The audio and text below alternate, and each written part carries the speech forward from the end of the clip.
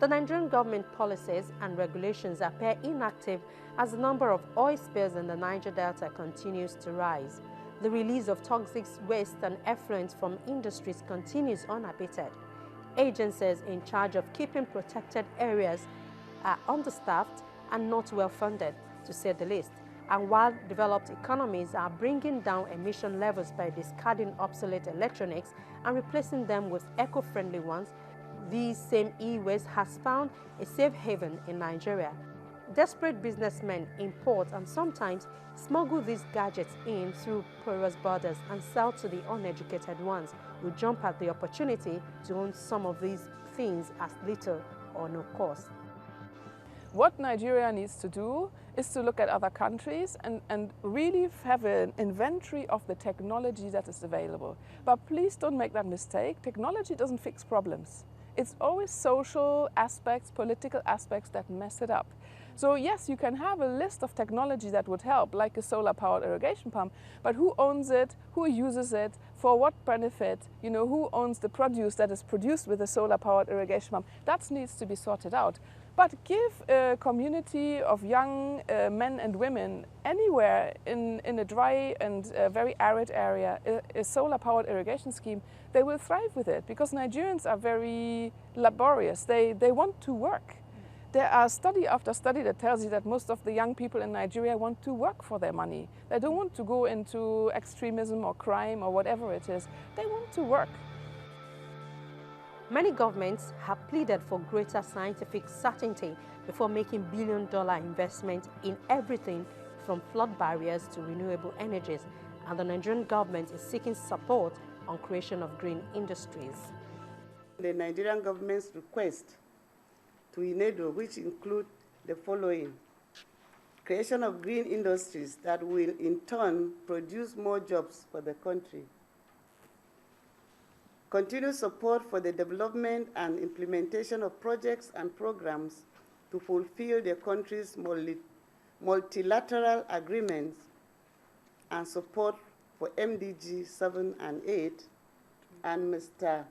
President's transformation agenda programs, which the government will appreciate your continued support, particularly in the above-mentioned areas, as it will add value to his transformation agenda of this present administration.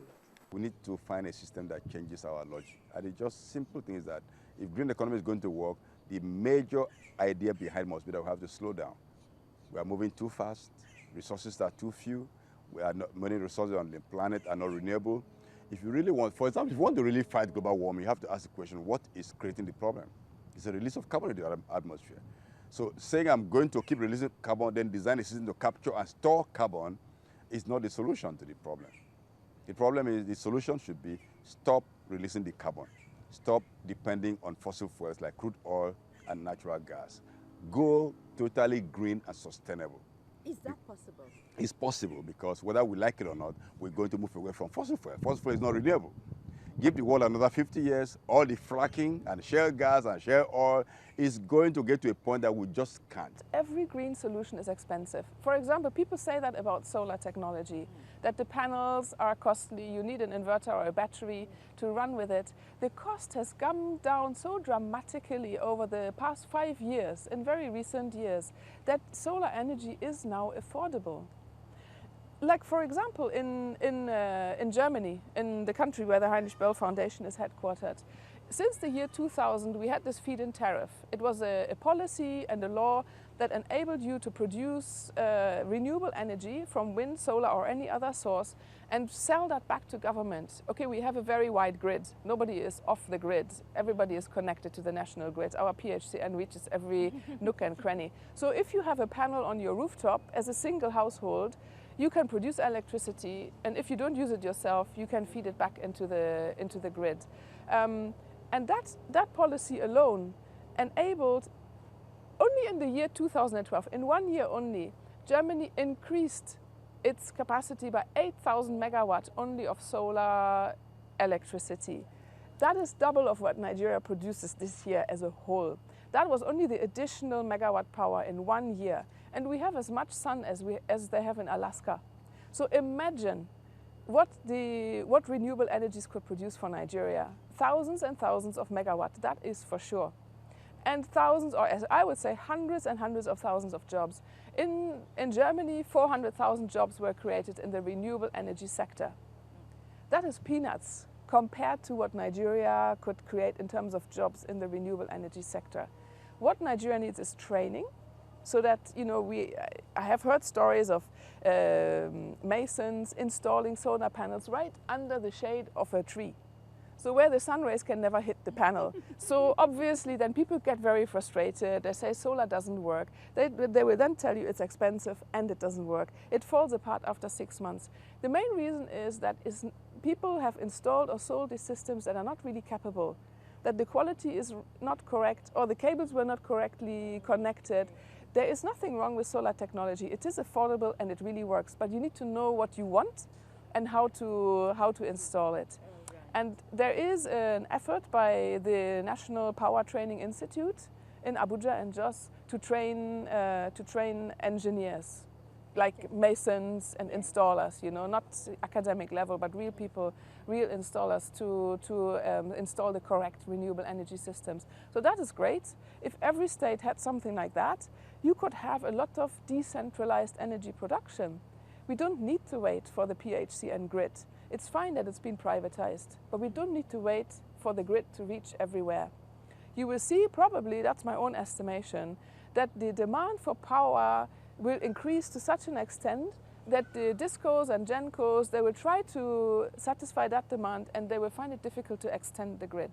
However, if you take biogas, solar or wind, within 12 months max, you can rig up a small installation that can serve a village, 10 villages, 1 household, whatever you want. You just need to find the right facility, the right technology for the right purpose. And these systems are fast.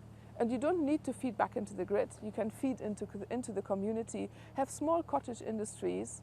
You can't run a lot of air conditioners on these systems, but you don't have to. If women have something for grinding, and the girls have something light to read, and then you have mobile phone charging, and you have small things like that, there would be a social revolution going on in those areas that do not have access to electricity at the moment. The United Nations expects countries like Nigeria to show more commitment in going green. To help deal with climate change, the World Agency recommends everything from renewable energy to better housing insulation, but say that there's no silver bullet yet. The only way I would say green economy concept can help us is by creating green jobs, re-examining our buildings, for example, especially with the public buildings, the secretariats, the government houses, and so on, and making them depend less on artificial sources of cooling and lighting.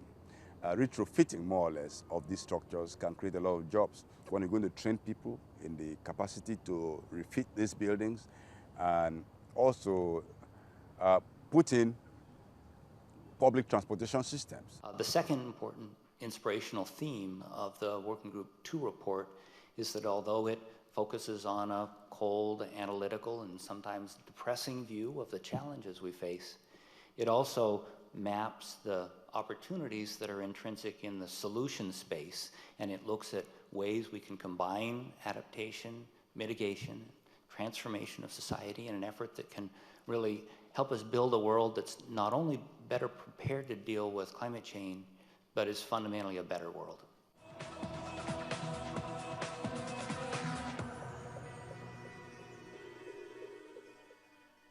The green economy is people deciding to walk rather than drive to work, to buy local food and a more fuel-efficient car. It is business owners choosing to fill their inventories from sustainable sources and manufacturers choosing to dispose of their waste products responsibly. It is politicians making the hard choices that favor the long-term interests of future generations over the immediate wishes of lobbyists. The 2014 report by the United Nations Intergovernmental Panel on Climate Change is expected to help governments prepare a deal of cutting rising greenhouse gas emissions, mainly by shifting from fossil fuels to renewable energies at the United Nations Framework Convention on Climate Change in Paris in late 2015. Well, that's all we have time for today on the program. Thank you for joining us. I'll be back with you next week, God willing, and from me and the rest of the crew. Bye for now.